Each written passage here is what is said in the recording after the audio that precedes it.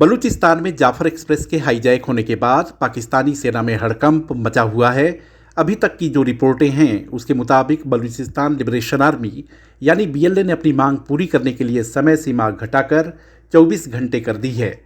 BLA का कहना है कि पाकिस्तानी सेना के रुख को देखते हुए उसे ऐसा लगता है कि वह बंधकों को नहीं छुड़ाना चाहती। समय सीमा बीत जाने पर वह अपनी अदालत में इन्हें सजा सुनाएगा और हर घंटे 5 सैन्य कर्मियों को मार देगा। मानवाधिकार कार्यकर्ता अमजद अयूब मर्जा ने कहा है कि क्वेटा रेलवे स्टेशन पर 200 से ज़्यादा ताबूत लाए गए हैं। यह बताता है कि पाकिस्तानी सेना बंधकों को छुड़ाने के लिए बातचीत नहीं करना चाहती।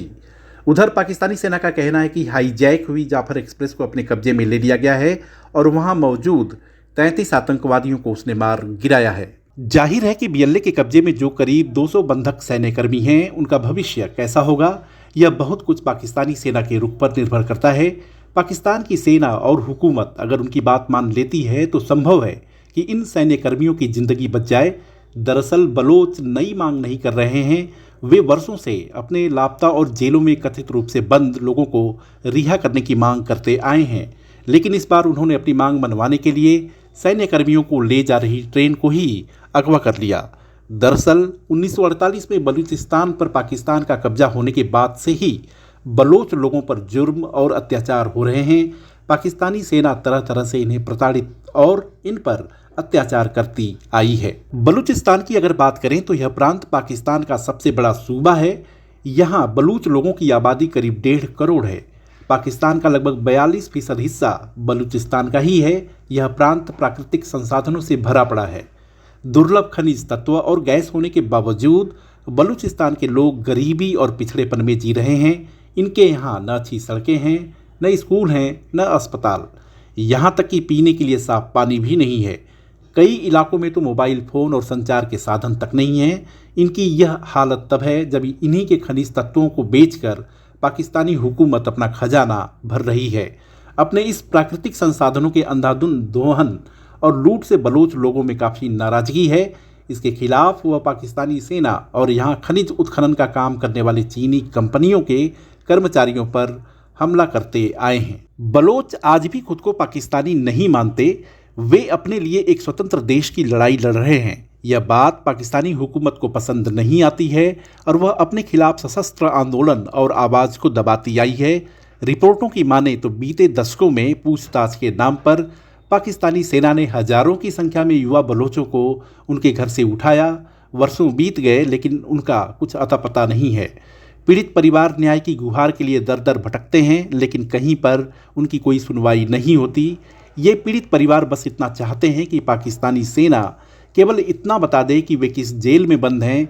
जेल में बंद हैं तो वे उनसे मिल लेंगे और अगर मार दिया गया है तो उस दफनाई हुई जगह के बारे में बता दें जहां जाकर वे नमाजे जनाजा पढ़ लें। बलूचिस्तान में जिन घरों के युवा लापता हैं, उनके परिजनों का दावा है कि पाकिस्तानी सेना ने उन्हें उठाया, प्रताड़ित किया और फिर मार दिया। हालांकि पाकिस्तानी सेना इन आरोपों को खारिज करती है। बलोच लोगों का कहना है कि बीते 2 दशकों में हजारों लोग लापता या गायब हुए हैं। बलूचिस्तान के ही गैर सरकारी संगठन voice for Baloch missing persons का दावा है कि साल 2004 के बाद लोगों के लापता या गायब होने के करीब 7000 मामले दर्ज हुए हैं। लोगों के लापता होने की शिकायतें बढ़ने पर पाकिस्तान की संसद ने 2021 में एक नया कानून पारित किया, लेकिन यह आज तक लागू नहीं हो पाया है। बलोच लोगों के लापता होने के खिलाफ व्यापक स्तर पर मुहिम चलाने वाली और सामाजिक कार्यकर्ता महरंग बलोच का कहना है कि साल 2009 में उनके पिता अब्दुल गफ्फार लांगोव को पाकिस्तानी सिक्योरिटी सर्विस के लोगों ने उठाया और 2 साल बाद उनका शव मिला। उनके शरीर पर प्रताड़ना के निशान मिले थे। यही नहीं, 2017 में उनके भाई को 3 महीने तक हिरासत में रखा गया। पाकिस्तानी सेना के इसी जुर्म, अत्याचार और प्रताड़ना के डर से हजारों की संख्या में बलोच अफगानिस्तान और अन्य देशों में शरण लिए हुए हैं और अपने आंदोलन को आगे बढ़ा रहे हैं। इन्हें पाकिस्तान की सरकार से कोई उम्मीद नहीं है। ये मानते हैं कि अपनी अस्मिता, जातीय पहचान, विरासत बचाने के लिए इन्हें अपने लिए एक आज़ाद मुल्क चाहिए। इसकी लड़ाई वे जारी रखेंगे। जाफर एक्सप्रेस पर हमला पाकिस्तानी सेना और सरकार को सीधा संदेश है कि बहुत हो चुका।